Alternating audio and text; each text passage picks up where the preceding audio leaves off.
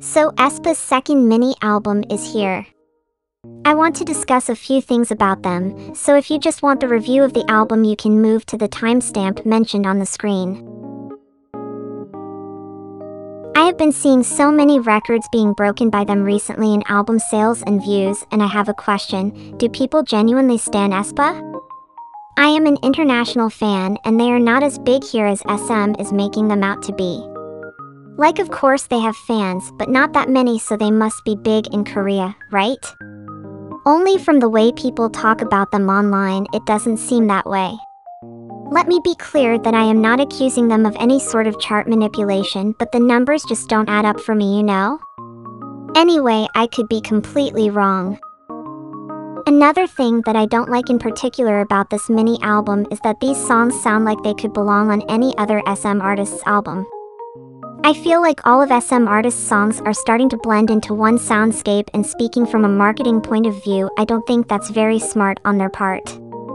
You want each group to have their own distinct sound.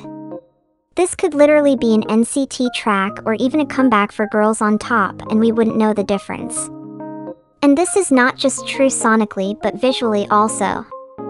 The music video resembles that of Kick It by NCT so much. I was also very surprised to see them start their promotions in the West for the album and not in Korea.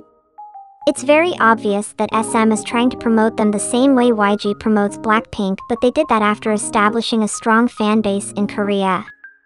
I've seen this talked about online, about how SM is sacrificing a domestic fan base for an international one, and I completely agree. Plus, I don't mean to be rude, but Aespa is not on the same level as Blackpink. I'm not talking musically because everyone has a preference when it comes to that, but rather more in terms of appeal from, again, a marketing standpoint. They just don't match them in aura and personality and fan reach. I think SM should focus on developing them thoroughly before pushing them so heavily in the West.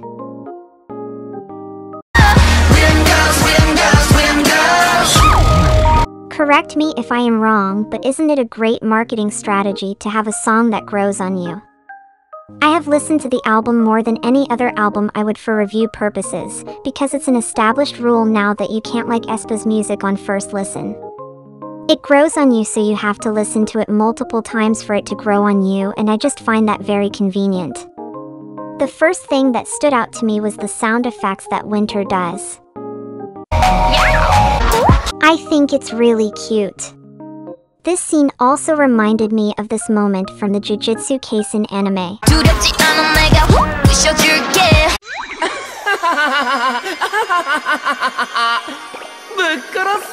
About the song itself, I was kind of waiting for a beat change like that of Next Level and Savage, but it didn't happen, and I was kind of disappointed for it.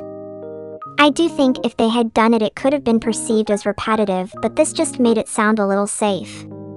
It's obviously a vocally heavy song, which Aespa song isn't. The chorus isn't as catchy as their previous tracks either. I do think Winter got a lot more singing parts than Ningning, even the high note at the end. That's not necessarily a bad thing, but for me personally, I prefer Ningning's vocals to Winter's. Her high notes are more pitchy while Ningning's are more throaty, and I think that complements the quintessential Aespa experimental sound better. In fact, there was a lot more Winter in this release than ever before. I think SM is profiting off on her popularity at the moment. She trends on Pan on a regular basis for her visuals, so good on her. Get that coin, girl. For the rap parts, I honestly prefer Karina's raps to Giselle's.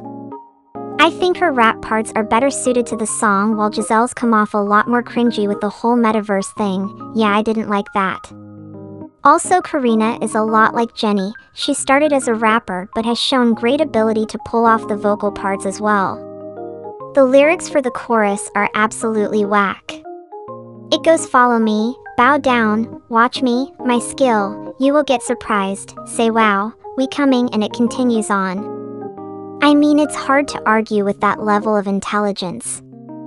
I know its English version is funny, but the Korean version probably makes more sense.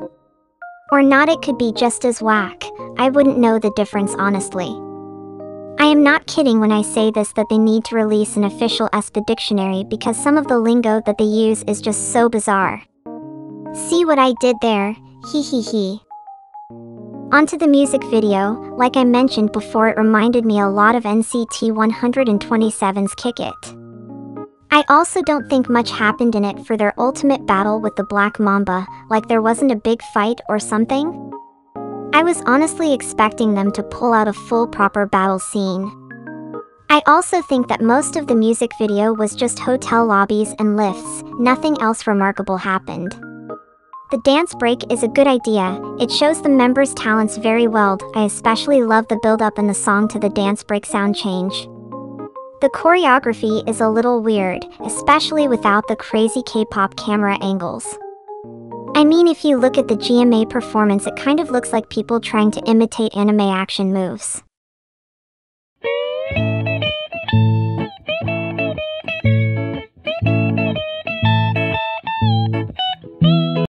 But compare that to the official performance video, the zooms and stuff add the effects to the dance to make the choreography look good. Again, I don't think there is anything bad with that, I just think that warrants you to make different choreographies for international promotion. The styling choices were also very safe, the fashion was all very predictable in my opinion and very monotone at that as well. The hair and makeup was a definite standout. With Karina's bangs, Winter's face tattoo, Giselle's two-tone hair, Karina's bedazzled face again, I just loved all of this. Can I also add how much I love that they have stuck to their concept and not just used it as a debut selling point. I know a lot of people aren't invested in this, but what does this mean for the storyline? Is Black Mamba dead? Also, I was almost certain that they were going to introduce new members through this, and I'm kind of sad that didn't happen. Follow me, come and get it up. This was the song that was part of the pre-released content for the mini album. I am still not sure why that was done. I don't quite understand most of the marketing strategy for the mini album so far. It is a good song, but one of the biggest things I've seen online is people wanting this to be the main single of the mini album, and I vehemently disagree. This is a good B-side, but it lacks the power to be a strong main single from the album. For the song itself, I think it can be a little boring in the non-chorus parts. The chorus is its star player. It's catchy and gets you hooked onto the song. But the rest of it, especially Giselle's parts, I just don't connect with that much. They also have a choreography for this song. I saw a few of the performance videos, and my main question is why? This song is not something that needs a choreography attached to it, and that's quite obvious when they perform it. I am not a fan of this song. I mentioned it in my June comebacks ranking video. I personally love pop ballads, especially when done right. If they had taken a pop ballad and layered it well with Aespa's experimental sound, I think it would have been more on brand for them. Kind of like Dreams Come True. But this just doesn't work. Largely because of the lyrics. It needs the lyrical strength to really hit for me, even more because it's an English song. I think that's why I like the Korean version of the song more, because I am not distracted by the cringy 12-year-old lyrics. Hey, I think they want to talk to us. Should we let them join? Nah, they don't understand our lingo. Haha. I am not even exaggerating when I say all I could hear was Cowboy by FX. It's like they just remade that into a more Aespa-sounding song. I wish someone would do a bigger version of this, like as a main single of an album. I would love to see a country-inspired song done by a K-pop artist. It's just an undiscovered treasure in my opinion, plus the outfits would be so cute. With the cowboy hats and boots. I hope Aespa does that when they perform this live. Anyway, the song is good. The opening is a little jarring at first, but it's a cute transition into the song.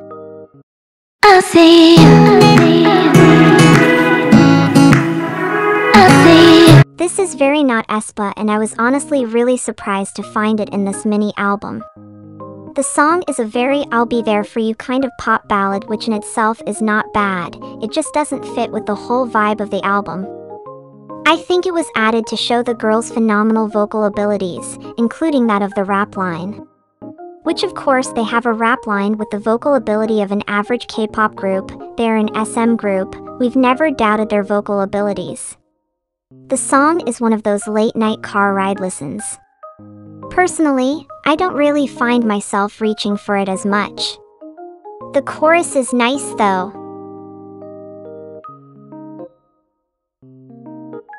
Does this qualify as a new album if they had 3 already released songs in it?